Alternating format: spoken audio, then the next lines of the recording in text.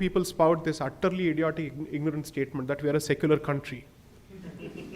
I said, no, we are not a secular country. Secularism, at best, is an imposition on the state, not on the society. When you speak of the country, it is state plus society. You don't say that.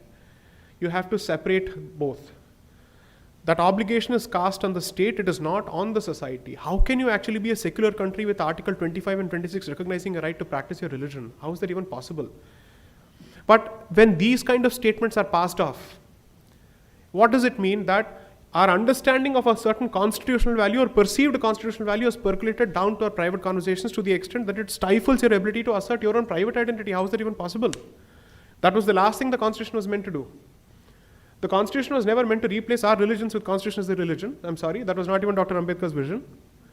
So why is this becoming the new religion at all? It is at best a document of administration. It is at best a document of giving us a certain sense of direction. But it can't be the be-all and end-all.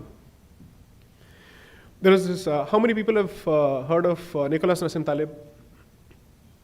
Okay, the Prime Minister recently had an opportunity to meet him in the United States. But independent of his good fortune that the stars aligned that he met Modi ji, the fact is that the man is one of the finest living brains.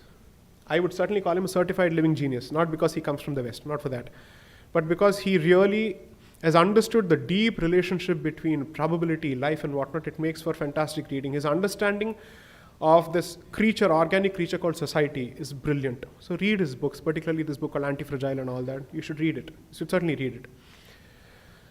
Ask him, anybody who makes an argument with him on the basis of the Constitution, he starts with, "You're a fool, I don't wish to talk with you." Because he says, are you really going to make an argument on the basis of a Constitution? Don't, because history is always beyond Constitution. History will continue to take its course, regardless of the Constitution. After all, this is not the first constitution that we have had. We have had constitutions since 1919. We have had constitutions even before, in some way or the other, by way of a governing document. Has that stopped history? Did it stop the partition? Did it stop law and order? Did it stop genocide in every possible sense? It did not. So what are we really talking about? So the one thing that I'm certainly trying to do is to break the fetter inside people's head that you're not going to be bound by the Constitution when you think. That is not the same as asking you to disrespect law and order, disrespect the system. No, they are different. I am not asking people to violate the Constitution. I am only telling people, at least when you think, don't be limited by the Constitution, because a document which has been amended over 100 times clearly is not muted. It's not immutable. If the document is capable of being amended, and surely we don't believe that each of these amendments were actually driven by altruism, do we? No. Each of these amendments were actually to cater to the dispensation in power. The very first amendment was to facilitate the gagging of free speech of the critics of Pandit Sri Jawaharlal Nehru. That is the reality of it. Because he didn't want the communists to actually criticize his land reforms. That's why he brought it in the first place. That is the first amendment which should have been challenged in the court of law in a writ petition that has still not been challenged. The number of restrictions and the scope of restrictions on free speech that were introduced after the coming into the force of the Constitution under Article 19.2, or rather 19.6, and on whose advice did he do it? He did it with the advice of the lawyer of the government. Who was the lawyer of the government? The framer of the Constitution, Dr. Ambedkar. So clearly Dr. Ambedkar seemed to have given his assent, at the very least, legal advice when sought on how do you bring about greater fetters on free speech. This is a fact. I can't help it if it hurts sentiments. He was the law minister, then without his knowledge this couldn't have happened. Surely that's a reasonable assumption. And there are documents to prove that he did give his advice on the subject. Right? So this is the history of the document. So let's not make a holy grail out of this particular document.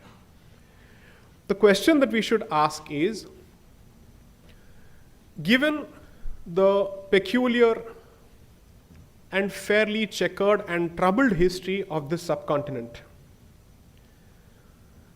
does the document help us preserve whatever remains of us?